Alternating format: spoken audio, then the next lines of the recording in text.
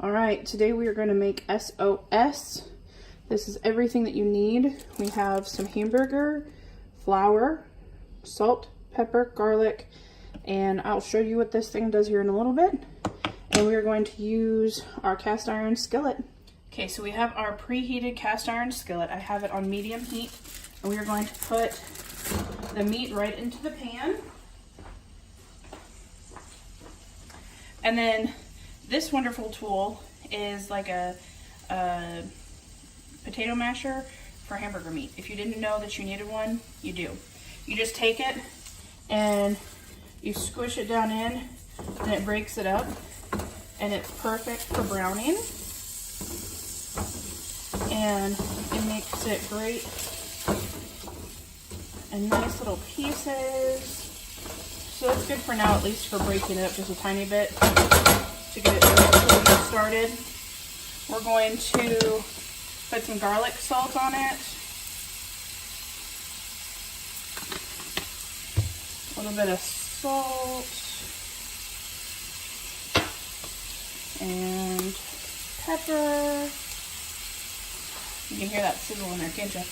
Anybody who grew up in the military, kind of poor, or in the South, knows what S.O.S is. My mom made it with chicken, and on nights when we were fancy, we would have mashed potatoes with it. We're just going to have toast, but I'm going to brown this up, and then we will make our roux. As you can see, our meat is all browned up. I want to leave the grease in the pan, so I'm using a slotted spoon to take the hamburger meat out. If there's a little bit left in, that's okay. It just is added little flavor. So I set that aside and come back to it later. And we're going to turn our heat down to low, and then we're going to take a little bit of flour, and we're just going to kind of sprinkle it in, maybe just a tiny bit more. You can also use cornstarch. For this type of gravy though, I like flour. It just works better. And then I have this amazing whisk that my little sister got me.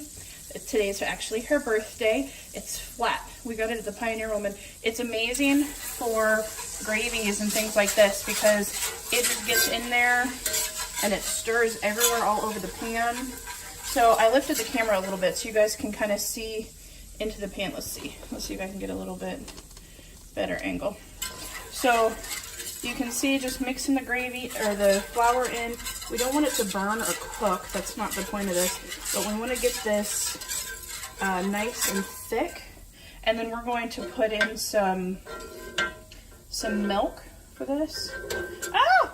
Ooh, that was close. We're gonna do this. Stick it in the thing over here. And then put a little bit more flour in because it's, I don't know if you can tell, but it's still very watery, which is fine. It will thicken up, but we don't want it to be too thin. We want it to be the consistency of gravy. Well, the roux you don't. Roux you want to be thick. So here we go. This is more kind of what it looks like when it's the roux. It kind of starts to stick together. Mix it in very, very good. It's starting to brown very, very nicely. So this whisk again is great because it just scrapes the bottom of that pan. Make sure that there's no clumps. Okay, I think that's about good. So here's the tricky part. Just normal, regular old milk. Pour some in. Woo! Hurry up and whisk it around so it doesn't scald. And it'll get kind of funky looking. And see, look, here's the funky looking. But that's when I'm going to turn the flame off. It's too high. So we need to go ahead and add more milk. This is what we wanted to do. It's the milk mixing with the gravy and the heat. And this is again where our whisk comes in great. I'll also use a fork sometimes. This pan is really hot. That's why it's clumping up so much. There we go. A lot of milk. Thin this out.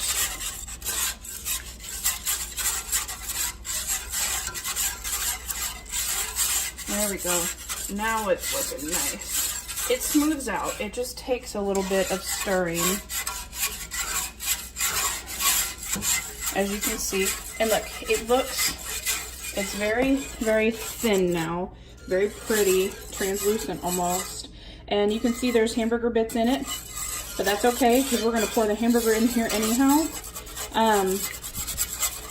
The milk and the flour make it very bland.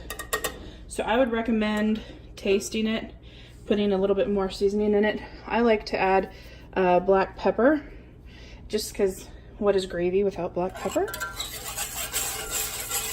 And then look, it keeps getting thicker and thicker even though we turned off the heat. It's because that flour. So we'll probably add a little bit more milk here in just a minute.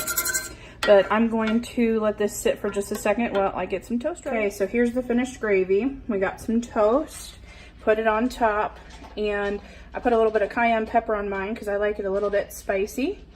If you like this video, go ahead and like and subscribe, and have a tasty day.